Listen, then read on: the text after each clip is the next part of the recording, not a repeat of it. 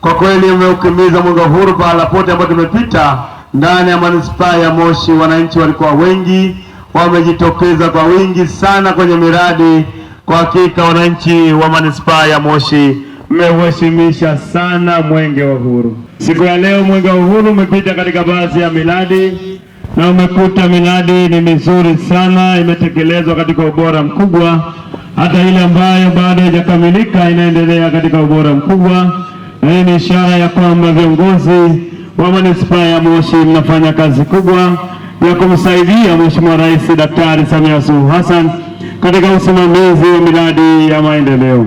Ndugu zangu wananchi, ujumbe wa mbio za mwenge wa uhuru mwaka 2026 unatuhamasisha sana wananchi wote kuendelea kulinda amani na utulivu katika nchi yetu chini ya kauli mbiu isemayo Tanzania ni yetu sote, tushikamane kwa pamoja kuleta maendeleo. Ndugu zangu wananchi, ambamba na kauli mbiu hii, mbio za mwenge wa uhuru mwaka 2026 inatukumbusha juu ya mapambano dhidi ya rushwa, mapambano dhidi ya dawa kulevya, mapambano dhidi ya ugonjwa wa ukimwi, mapambano dhidi ya ugonjwa wa malaria, pamoja na uzingatiaji wa lishe bora kwa afya imara.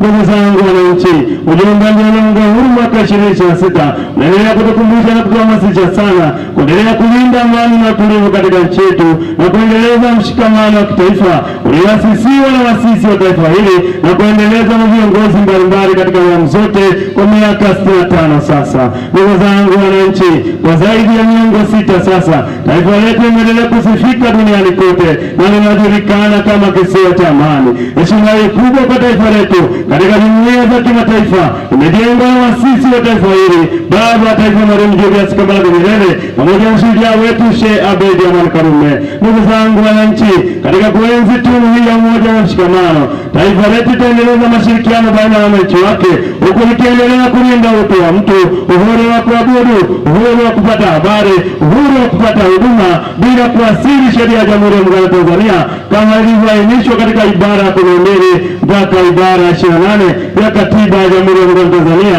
ya mwaka 1977. Ndugu zangu wananchi, katika taifa lolote amani, umoja, mshikamano wa kitaifa, mshikamano wa kijamii, mshikamano wa kisiasa ni msingi wa maendeleo endelevu. Utulivu katika taifa wafanya viongozi kuweza kutunga sera za maendeleo na kutuletea maendeleo.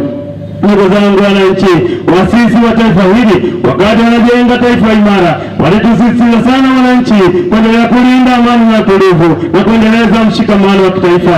Walituunganisha Watanzania wote, wakatuweka pamoja, wakaondoa ubaguzi wa rangi, ubaguzi wa kikabila. Watanzania wote tukawa tunazungumza lugha moja, wakatumia lugha ya Kiswahili kutuunganisha Watanzania wote, na matokeo chanya ya kazi kubwa iliyofanywa na waasisi wa taifa hili. Tunaona taifa letu likisonga mbele kimaendeleo. Mpaka sasa taifa letu limefikia uchumi wa kati.